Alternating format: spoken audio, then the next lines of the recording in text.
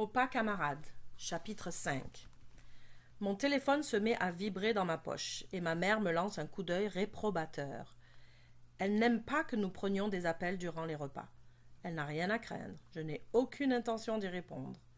Je sors le téléphone de ma poche et l'éteins. Merci, dit-elle. De rien. Qui était-ce demande mon père. Je n'ai pas regardé, dis-je. Je n'ai pas regardé parce que je crois savoir. Tu penses que c'était Julia demande-t-il.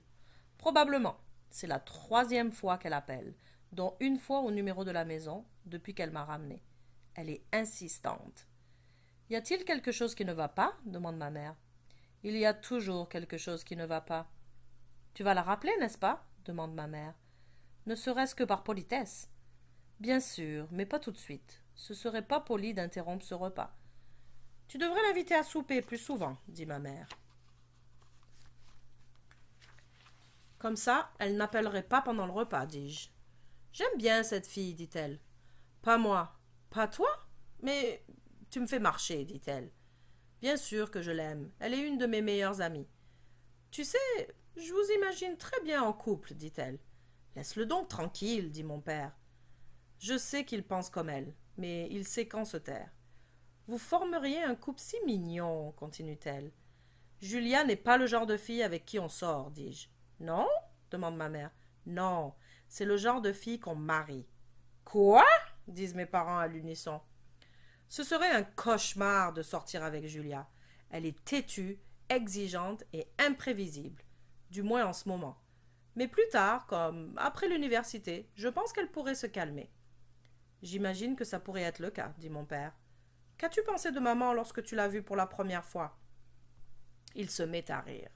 Je pense que je connais déjà la réponse. Ils se sont rencontrés alors qu'ils étaient tous deux avocats débutants. Chacun représentait la partie adverse. Eh bien, qu'est-ce que tu as pensé?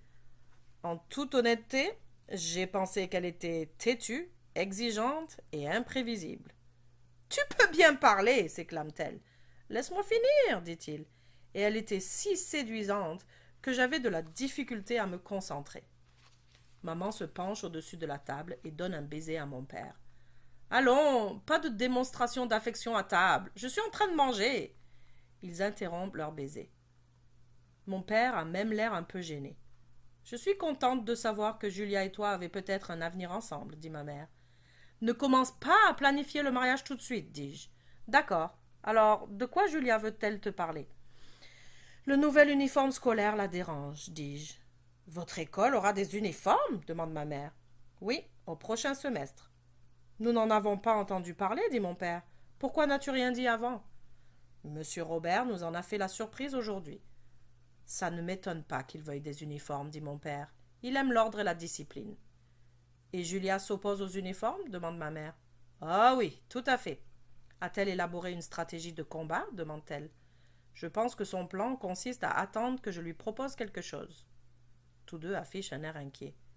Tu ne considères pas une campagne sur Internet ou une mobilisation éclair, n'est-ce pas demande ma mère. Nous ne voulons pas que tu fasses de bêtises, ajoute mon père. En général, je laisse les bêtises à Oswald. C'est une compétence en la matière. Moi, je ne planifie rien. Je ne suis même pas convaincu que les uniformes sont une mauvaise chose. Je ne peux pas imaginer porter les mêmes vêtements chaque jour pour aller travailler, dit mon père. Vraiment? Est-ce que tu ne portes pas un veston foncé, une chemise blanche et une cravate presque chaque jour? Mais ce n'est pas un uniforme, dit-il. Tous tes costumes sont noirs ou bleu marine. Tes cravates ont presque toutes des motifs rouges ou bleus. Si on ajoutait l'emblème de l'école, ce serait tout comme un uniforme. J'imagine que l'uniforme peut présenter certains avantages, dit ma mère. Monsieur Robert affirme qu'ils seront moins chers que les vêtements ordinaires, que tout le monde sera sur un pied d'égalité et que la sécurité sera accrue. Mais Julia ne le voit pas ainsi, commente ma mère. Quelles sont ses objections demande mon père. Je ne sais pas si elle a des objections précises. Elle s'oppose plutôt au principe de la chose. Elle déteste qu'on lui dise quoi faire. Tu connais ce genre de personne, dis-je en faisant un geste en direction de ma mère. Hé, pas de ça ici, dit-elle d'un ton enjoué. On peut donc dire que l'uniforme scolaire te pose un problème, dit mon père. Pas du tout. Oui, et le voici. Julia s'attend à ce que tu fasses quelque chose. En effet, ça constitue un problème. Je pense que la meilleure chose à faire serait de lui dire que l'uniforme ne te dérange pas, dit ma mère. Ça serait difficile. Je vais la laisser aller jusqu'à ce qu'elle se calme. Je ne comprends pas pourquoi elle est si contrariée. Qu'est-ce que ça peut bien faire? Dans plusieurs pays, les enfants doivent marcher des heures pour aller à l'école, à la condition d'avoir les moyens d'y aller, dis-je. Ça semble injuste, dit ma mère, que nous ayons tant alors que d'autres ont si peu. Ce que j'apprends dans les cours de M. Robert est parfois incroyable, dis-je. On dirait que tu en retires beaucoup, dit mon père. Tu en parles tout le temps. C'est un cours très intéressant et bien présenté. Je pense qu'il m'a même aidé à choisir ma future profession.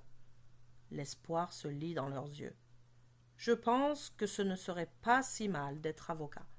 Mon père applaudit et ma mère rayonne. C'est merveilleux, s'exclame-t-elle. Mes parents sont tous deux avocats, tout comme le sont ma sœur, mon frère aîné et de nombreux membres de ma famille.